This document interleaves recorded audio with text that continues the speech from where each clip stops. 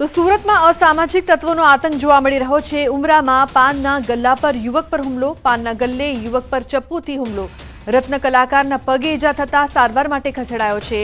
આરોપીનો પાનના ગલ્લે યુવક સાથે ઝઘડો થયો હતો।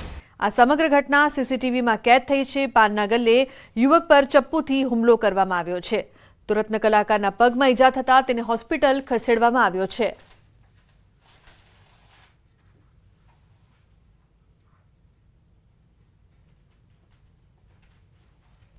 રાજકોટના ભીમોરા ગામમાં એસિડ પીને માતાનો આપઘાત, 9 માસની દીકરીને પણ એસિડ પીવડાવ્યું। સારવારમાં માતાનું મોત, પુત્રી સારવાર હેઠળ।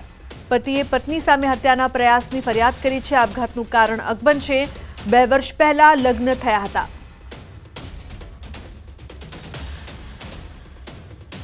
એ બેન ને એમની છોકરી બે ઘરે હતા। એમની ઘરે જ ઘટના બની।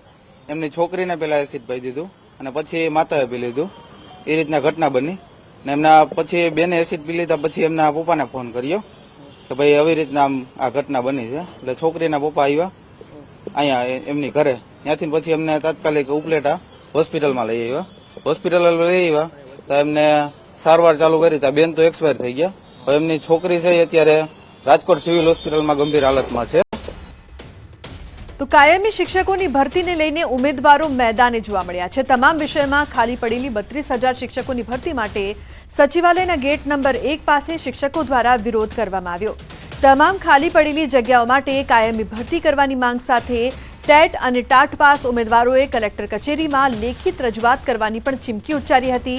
ટેટ અને ટાટની પરીક્ષા 2018 પછી 2023ના વર્ષમાં લેવાઈ હતી, જ્યારે પરીક્ષા લેવાઈ અને પરિણામ પણ જાહેર થઈ ગયું, પરંતુ કાયમી ભરતીની કોઈ પણ જાહેરાત કરવામાં નથી આવી, જેથી હજારો ઉમેદવારોની વય મર્યાદા ભરતી માટે પૂરી થઈ રહી છે।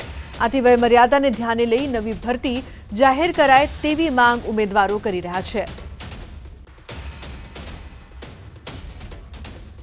ટેટ પાસ જે ઉમેદવારો છે એમની સાથે રમત રમવામાં આવી છે, કેમ કે છેલ્લા ઘણા સમયથી ટેટ પાસ ઉમેદવારો છે પોતાની જે માંગણી, પોતાની લાગણી લઈને ગાંધીનગર આવતા હોય છે, પરંતુ ગાંધીનગરમાં પોલીસ દ્વારા બળ પ્રયોગ અને સરકારના ઇશારે જે બળ પ્રયોગ કરી અને જે વિદ્યાર્થીઓ છે એને સાઈડમાં મૂકી દેવામાં આવતા હતા, પરંતુ આજે દરેક વિદ્યાર્થીઓ દ્રઢ નિશ્ચય સાથે ગાંધીનગરના સચિવાલય ગેટ 1 ઉપર આવ્યા છે। આજે શિક્ષણ મંત્રીને મળવા માંગે છે, શિક્ષણ સચિવને પણ મળવા માંગે છે, કેમ કે જે વર્તમાનમાં ગુજરાત રાજ્ય સરકારમાં જે શિક્ષણ વ્યવસ્થા છે એ શિક્ષણ વ્યવસ્થા ખાડે થઈ ગયેલી છે। સરકારી શાળાઓમાં મોટા પ્રમાણમાં ઘણી તો એવી શાળાઓ છે કે 100 ઉપર એવી શાળાઓ છે જે ફક્ત એક શિક્ષકથી ચાલે છે। એટલે આવી જોવા જઈએ તો ઘણા બધા શિક્ષકોની મોટા પાયે ઘટ છે। 57,000 જેટલી સીટો ખાલી છે, બરોબર। આમ સરકાર રિઝલ્ટની માંગ કરે છે, બરોબર। શિક્ષક વગર બાળકો કઈ રીતે ભણશે?